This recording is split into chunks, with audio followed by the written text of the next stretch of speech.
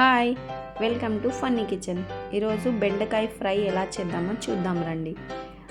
First కడాయి పెట్టుకొని oil వేసుకోండి. బాగా హీట్ అయిన తర్వాత ఆవాలు వేయండి.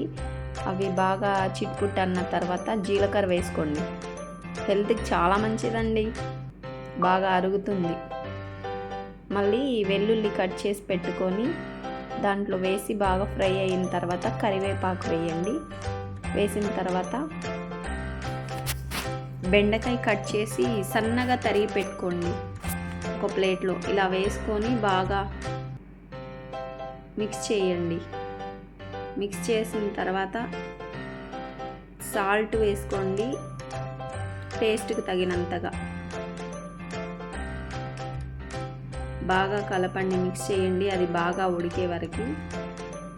తర్వాత మళ్ళీ ఇంకోసారి కొద్దిగా మిక్స్ చేసేసి కొద్దిగా పసుపు, ధనియాల పొడి, మిరప్పొడి వేసి బాగా మిక్స్ చేయండి.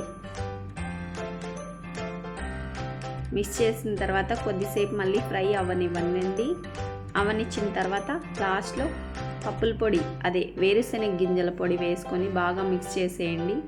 తర్వాత ఒక ప్లేట్లోకి తీసుకొని తినేయడమే. Please subscribe my channel, like and share చేయండి.